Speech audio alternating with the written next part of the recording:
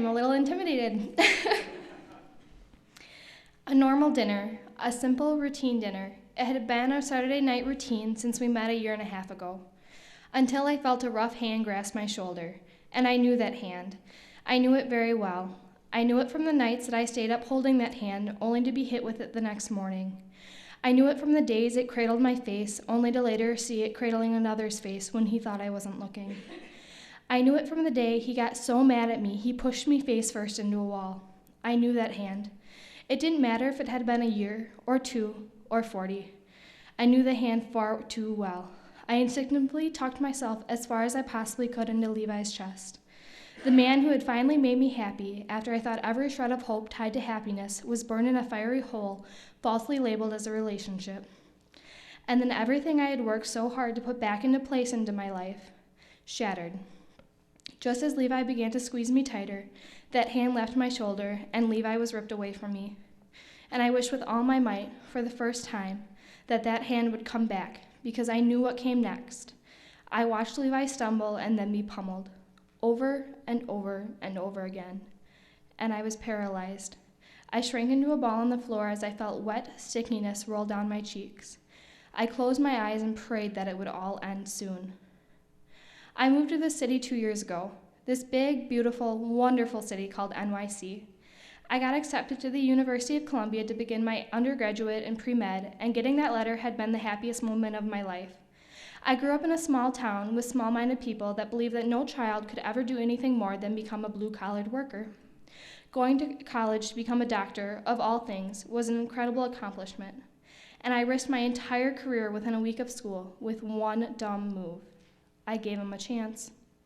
I didn't want a relationship, but he gave me reassuring words, and I fell for his game. It was at a concert about a week before school started, and I spotted him ahead a couple rows. We made eye contact, and I watched as he stood up and began to walk towards me. I remember watching him and thinking that there was no way that a guy like that would ever make the effort to talk to me. And as he walked up to me, I reiterated to myself, for the millionth time since I got that letter, that I did not have time for a relationship, as entering into a relationship would only prove disastrous to my studies. He introduced himself. His name was Miles. He was a junior at Fordham, but hated school and would much rather be road tripping with his garage band. The more he talked, the more uncomfortable I grew, and when he put his arm around me, I dismissed what was really an anxious and painful moment as butterflies. And so it continued. I found myself agreeing to things that I never in my right mind would have, and before I knew it, I had been coerced into a relationship. It wasn't long before I learned he had issues, but I disregarded each and every one of them, reminding myself of the good things. I even made excuses for him. The fact that I had to rethink whether or not I should have my phone on me in class because he wouldn't accept that I had a life outside of him, and at least if my phone wasn't on me, I wouldn't have to feel the pressure to answer him before he would yell at me. That was only because he cared about me. And he was sweet. He even stayed in with me one night and watched Star Wars with me because I had never seen it. I held on to that night nearly every time he did something that hurt me because there was nothing else to hang on to. I even told my friends that our relationship was like a dream come true.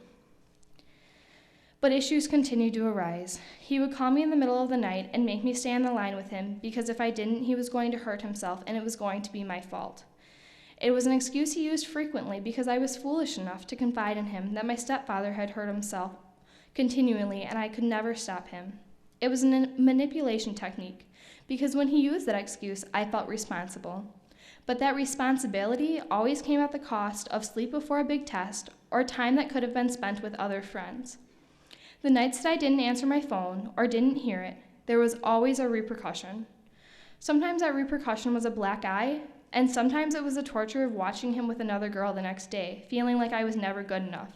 It was his leverage, his guarantee that the next time he called, I would answer so that I could have a chance at proving I was good enough.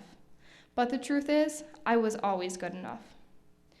I eventually broke free of the nightmare. I ended it, and when I did, I cried in a corner the entire night because I was beyond terrified of the consequences. Just like a child hides to avoid spanking, I hid to avoid being beat because I was already beat physically and emotionally. The next morning, I watched him get into the elevator at Columbia. I knew he was looking for me. I turned abruptly and walked swiftly the opposite direction, fists clenched, hoping he hadn't seen me. That's when I ran smack into Levi. I knew who he was because he and I had mutual friends, and even though he barely knew me, he must have seen something in my eyes, a desperate plea. He looped his arm through mine, just like we had planned it, and he walked me straight into the janitor's closet. I didn't have words, but he didn't expect any. He didn't expect me to explain or to thank him. He just sat quiet with me until I had regained my composure. I never expected to trust him, to want anything to do with him after that. But after that moment, it was like he showed up at the best times. We studied together, binge-watched Grey's Anatomy together, and talked about everything, even our childhoods. He sat with me when I had panic attacks and cried, never once questioning me or my past. He became my best friend and my rock, but the best part was that I was his too. He began to romance the wall that I had put up, and I didn't even realize it.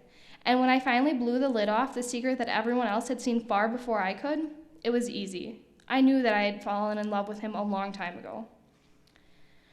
I watched him sink to the floor with his arms covering his head, and I squeezed my eyes tight. I knew this was going to be the end. No guy wants to be with a girl that has so many issues you can't even count them, and on top of everything else, she has a psychotic ex. I knew that he wasn't going to want to be with me after this, but I also knew that I had had enough. I had battled this fear for far too long, and regardless of whether or not he was going to stay with me after this, I knew I had to protect him now, because we always fought our battles together. I uncovered my eyes, and just as I did, I watched Levi powerfully rise to his feet as Miles grabbed a nearby chair. I watched, still frozen, Levi run low, straight into Miles' stomach and knock him to the ground. That blow gave me the courage to stand up. I walked swiftly over to the door and grabbed the doorstop. As I walked slowly in order to get behind Miles, I watched him pull a knife. He grabbed Levi by the collar and held the knife to his throat. I knew what came next, the demand that I come back to him. He was far too predictable, but I'm not. As Miles looked to where he saw me sit down, I had just enough time to finish getting behind him. I swung the doorstop as hard as I could at the back of his head and watched him crumple to the ground unconscious. I made shy eye contact with Levi, expecting him to turn his back on me. But instead he walked straight up to me, grabbed me by the face, and kissed me. Sometimes it takes a bad one to know the good one, I thought to myself. I love you, he whispered. He got down on one knee and said, through good times and bad, I always will. And I guess now's as good a time as ever, he smirked.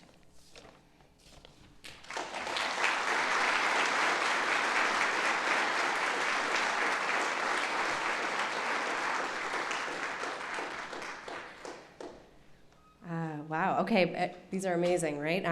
It's my pleasure to introduce Robin McKillick.